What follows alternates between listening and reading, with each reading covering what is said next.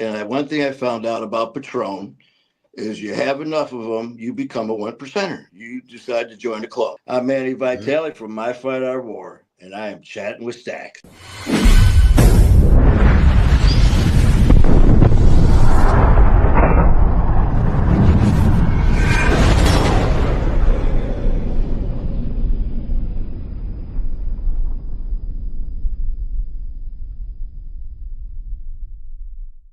Welcome to this episode of Chattin with Staxx. I'm your host, Bill Staxx, and today got Manny Vitale. What's up, man? My man, my brother, Bill Staxx. How are you, man? Is it Vitale or Vitale? Vitale. I was right. Oh, yeah. How you doing, man? Oh, I'm good, man. I'm still recovering from our show. Hanging out with you this past weekend. Had a great time, man.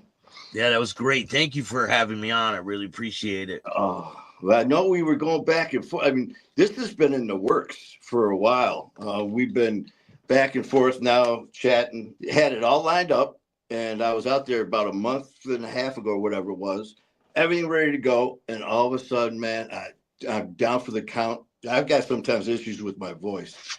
Bam, I lose it. It's like, fuck. I was halfway there. There. Man. And that's Bristol, which I now know because I was there for ESPN.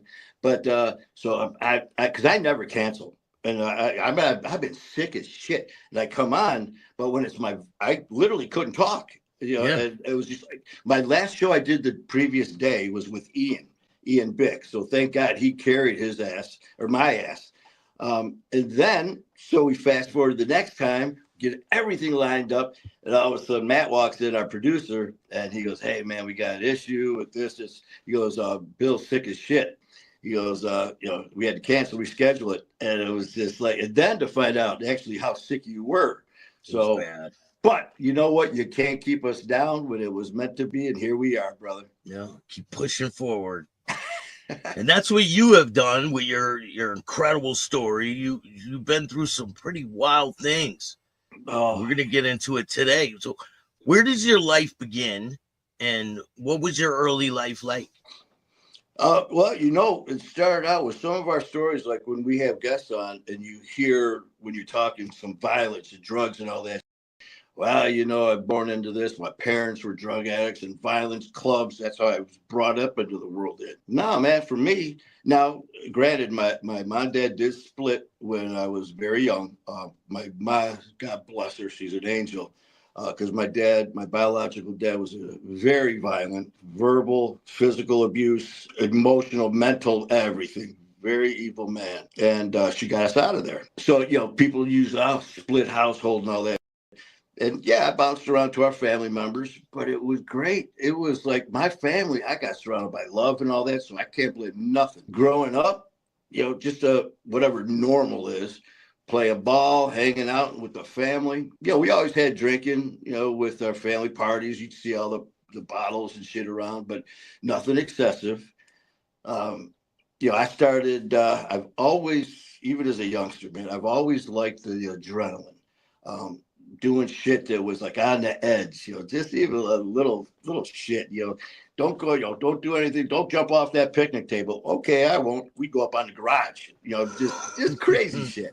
Yeah. And but as I got older, man, we would do the little drinking, sipping shit out of your uncle's beers at parties. But my drinking and stuff, I took baby steps on my road to addiction and violence and shit.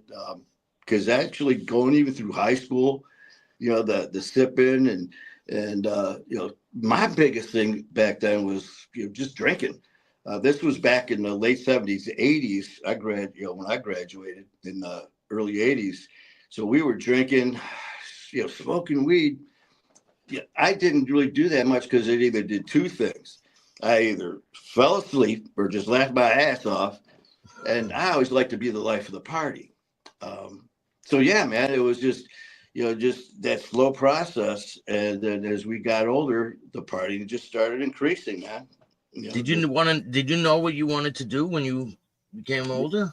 What's crazy is I did. And this is so crazy because when we first started high school, we moved over to the high school in ninth grade, and one of the teachers had us write down, what do you guys want to accomplish and what do you want to be by the time you're seniors, and then what do you want to accomplish and what do you want to be by the time you're like 21, 25, just like up to, I think it was up to 25 or whatever it was.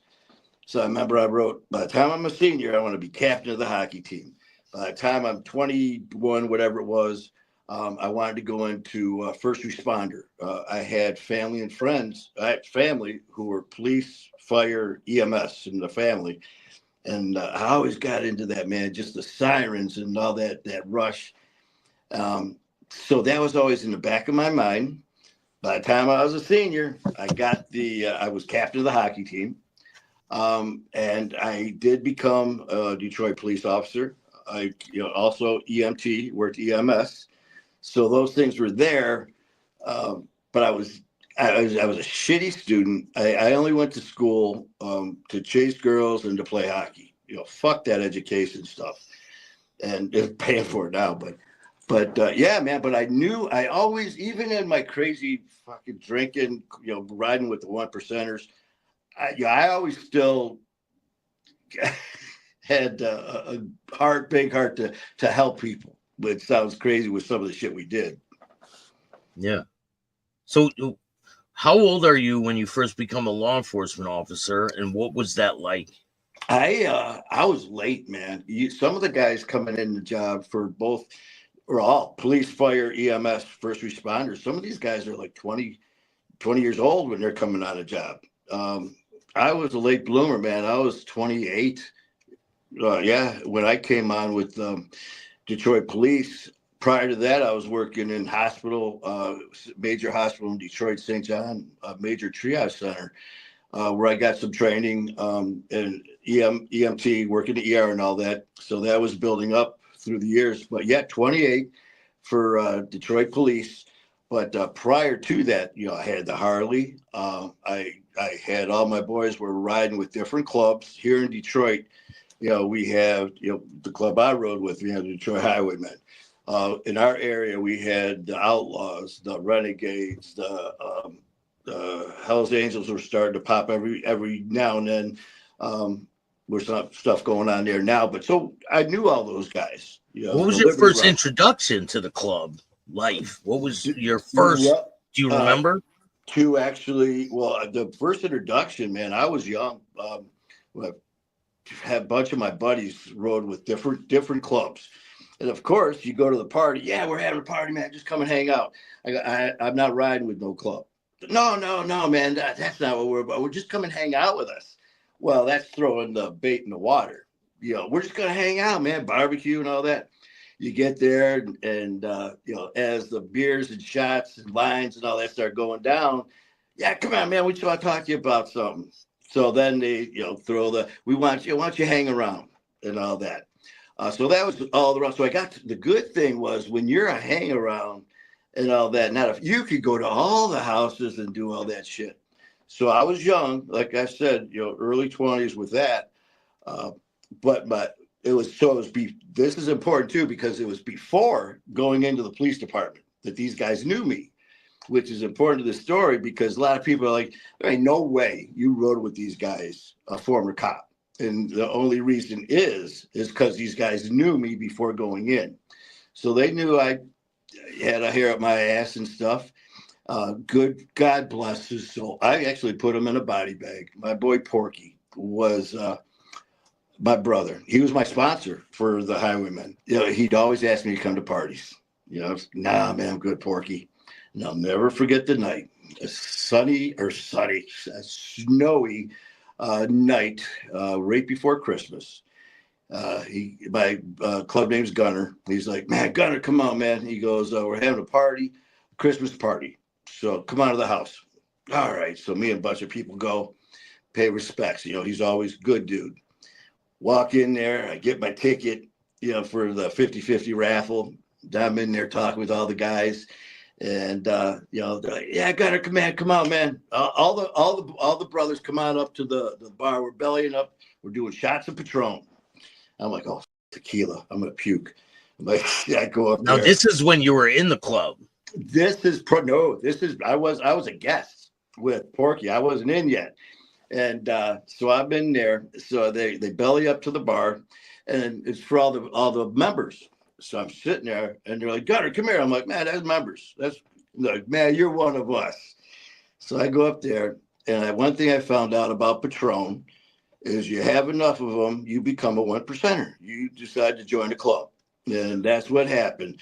After one Patron, and after I think the 10th Patron, I go home that night. The next morning, I come out of the living room. I look at my jacket. I'm like, what the heck? An armband. So I have to hit rewind. Okay, shots. Go, hey, gonna come in the back room, man. Do a couple bumps. Oh, hey, we'd love to have you ride. So you don't even remember? I'm like, so then, a lot of our drunken stupor nights, how you got to do the recap when you look out the window to make sure your truck's there the night. You open your eyes. Okay, there's no bars. I'm not in jail. Okay, you got to try to figure out how you got home. Peek out the window, make sure your truck's not smashed. So I'm doing the rewind. Oh, son of a. So I grabbed the phone. Porky, welcome to the family. I'm like, son of a. Next thing you know, I'm a probie. But now this is all after your law enforcement career. And that's why it's so important, because they knew me prior to, and I'd come hang out. And I was only with the police for a short time, and a lot of it was because of my choices I made: drinking, drugs. Obviously, not a good combination when you're a cop. Luckily for me, I had enough common sense and a head on my shoulders at that point, because I had a good friend of mine who was a cop in another city, and one of their boys had a serious drinking, drugging problem, and was trying to hide it, and people were trying to carry him along. He made some very bad decisions while on duty because of being out of it, to the like hungover, whatever. It didn't cost him his life, but his partner got killed because of it, because of his actions or lack thereof. And I'll never forget that. As my life as an officer started dipping, drinking more, being hungover at work, not being able to do my job as an officer, man, that kept going. As I'm riding in the car, I'm thinking, if we have something goes down right now, I'm thinking about this as we're driving. You're not 100%. You're not. I don't know if I'm gonna be able to function. I don't even know if I'm gonna be able to pull my gun out, man. I mean, it was just like our hungover day. Well, now you're on duty. I remember having some talks with some friends. I'm like, listen, I'm stepping down, man. I'm walking away. I mean, I'm getting in fights and shit at bars while I'm on the job, or not working. I was off shift. I'm getting in bar fights and shit. So everything's spinning out of control. But like I said, luckily I had enough common sense, because if something happened to me, so be it, man. That's on me. But if something happened, especially with my partner or a civilian or something, because of me being under the influence, I couldn't do it. So I walked away, man, from my career. How long were you a police officer? I was only down there a couple of years, man. And the shooting and stabbing and all that wasn't even on the job. That was just another Tuesday of the wildlife, not even on the job with the police. So you're still you're working for the police department, but this incident happens. Yeah, that was right after. Well, the shooting and all that was after, but the fights and all that was during. So here I am, hanging up my uniform, leaving work, going to the strip joints, with all the guys, going to the different bars, getting in bar fights, getting the police called, and then getting there, they're like flashing your badge and shit. You get the get out of jail free card. But it's happened. I mean, it happens. A lot of cops, we go to bars, we do the same thing, man. But you get that, the brotherhood. So it's like, listen, get out of here. So that happened to me, and once, months and months go by. Well, now it's twice. Now it's happening, dude. It's fucking Wednesday, and we got you out of 2 jams since Monday. So things are spinning out. So I have a real heart to heart as I'm at home with some boys, and we're doing shots of Crown Royal, drinking, doing some lines as I'm trying to figure out what I'm going to do with my life. as an officer. I'm like, well, as I'm doing this shit, so I step down, I leave. So what's the best way to go get help? You go. That's where the club came into play. And to like fill that void, right? Fill that void. I had, see, the thing is too, man, with the police, we're all brothers. You got that family. When you're a police officer, you're part of the biggest gang in the world. Your biggest club in the world is a police officer. I could go into anywhere. They find out you're a cop. You got that brotherhood. It doesn't matter if you're in another country. So you talk about the biggest club you are part of. So I always loved that camaraderie. And shit goes south. You get out in the horn, man. You call officer in trouble. The cavalry's coming and you're stomping. Well, club life. Now I got my brothers there, and instead of a badge, I got my cut on. And so it was like the same thing. I had that same love and acceptance. And if I didn't have what I wanted there, it's like, yeah, well, you want to do a bump? Oh, shit, we're done. Hey, man, it was like dominoes there in 30 minutes.